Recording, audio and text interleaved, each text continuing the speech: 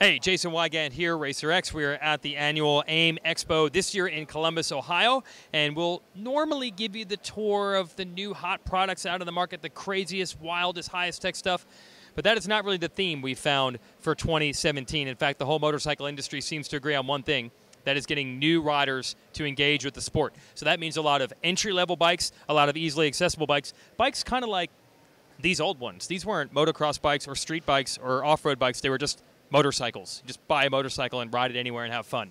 And as we found perusing the floor here, there's a lot of manufacturers who are starting to realize they need to build bikes like that again. So let's check it out.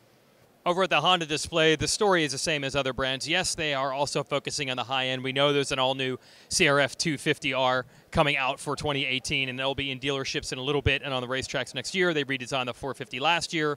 On the street bike side, they redesigned the CBR 1000 with some changes for 2017. But again, a huge focus on the entry-level bikes. And so don't get confused when we see Ken Roxon's replica over here. A real focus is the Rebel line, for example, 300s and 500s of street bikes. They're cool, they're customizable. They're something that an entry-level rider can buy at a logical price point, but also feel that they're a cool motorcycle they can customize as opposed to something they just bought because they don't have a lot of money. Same thing with the CBR 300. They tell me that about 10 years ago on the Honda line, you really had to go from the one entry-level street bike they had, a Rebel 250, and basically your next step would be a full-on 600 sport bike. There was no in-between. So Honda's worked really hard on the street side to have an in-between. But the real anchor for all of it is actually the Honda Grom. This little 125 street bike is so popular they basically can't even keep them in stock year after year at dealers. And they tell us the same thing goes for a lot of the play bikes on the dirt side as well, bikes we would like to all race in our backyard. These CRF machines right here, hard to keep them in stock, which is what we like to hear because those are generally bikes that are being bought by entry-level riders. Now, Suzuki held their press intro earlier today, and what was interesting is they brought 3 bikes up to the stage, but they did not include one of these all-new RMZ 450s like this Weston Pike Auto Trader JGR replica. They did not bring one of their heritage bikes, a GSXR 1000. Instead, they introduced 3 new entry-level bikes, a GSX low-displacement, low-price machine that still has the look of the classic Gixxer, the Van, which is a wild and retroly styled bike that's pretty popular these days, and also the TU 250, another low displacement, low cost bike with a retro look. They're so now starting to focus on this entry-level market. There's the V-Strom, which is Suzuki's adventure line. Over in England, they introduced a 250. It was only designed to be sold in Europe, but that type of market is starting to grow here, the adventure market, a very accessible bike, and a 250 displacement of that. They now have one of those English bikes on display here, the V-Strom 250, and they're taking feedback to see if it's a bike they might want to begin importing to the United States. So if you're Suzuki, yes, you finally have completely redesigned the 450 motocross bike, but like the other brands, the real focus is on the entry-level machines for new riders.